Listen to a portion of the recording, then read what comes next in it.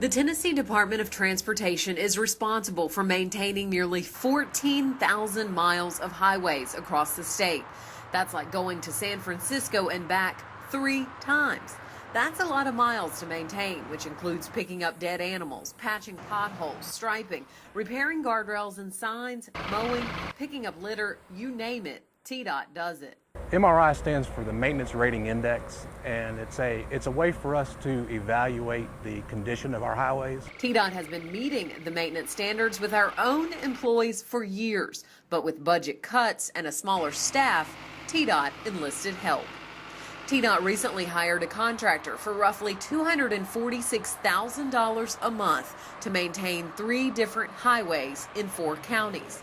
This means the contractor is now responsible for maintaining 104 miles of roadway. Middle Tennessee is the pilot for this new concept due to the high number of vacancies in maintenance. At one time, Rutherford County had as many as 25 employees in maintenance, and when we let this contract, I believe they were down to 9 employees. Right now, we're kind of in our median, and we're going to inspect this shoulder going forward. Marvin Walker has worked for TDOT for 26 years and is part of the asset management inspection team. Each inspection site is 528 feet. And we're at the end of our segment. Walker has a checklist each time he goes out. Just got check marks for pass, not applicable, and fail in columns. He's grading the roadway conditions at 24 random sites each month. It's very descriptive for concrete, be it asphalt shoulders, unpaved shoulders, curb gutter. It entails everything. Basically, the contractor is responsible for anything that TDOT's maintenance crews would normally maintain, like grass. What I'm doing now is I'm checking our grass, and we're checking to see if it's greater than 2 feet high. If more than 5% of the grass in the tested area is taller than 2 feet, the segment fails. Inspectors also look for the amount of litter and debris and to make sure striping is intact. This has been spalled out a bit, but someone has come in here and sealed this up, which is what we want, to keep that water from getting in there, freezing, and breaking the surface of this concrete and causing a larger problem. Edge drop-off is also calculated. We want the vehicle to be able to return to the pavement if it leaves the travelway.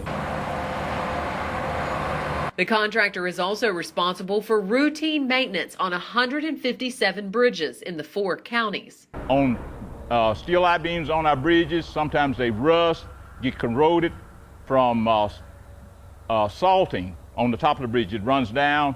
This is a big enemy. It starts our metal to start rusting. We look for that. This bridge structure on our I-beams is well painted. I don't see a great deal of rust going on anywhere. This is fairly new.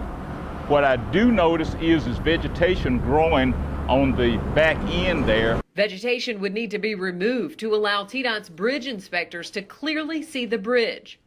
Inspectors like Walker also look at the bridge's column supports, but do not do technical inspections. How are we looking?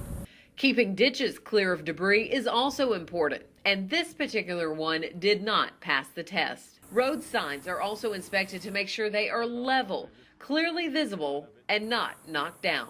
One of the best things about these inspections is that you're on the ground. You can see things that you typically wouldn't see while you were just driving down the road.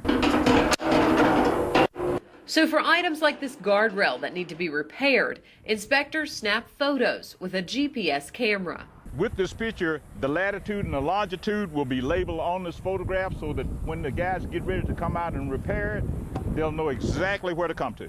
And with a performance-based contract, safety components like guardrail would mean big monetary deductions for the contractor. If these aren't maintained, how about our interstate commerce and travel? I mean, this is what we're all about. So it's almost self-explanatory, you know. It's a no-brainer. They need us. Reporting for TDOT, I'm Deanna Lambert.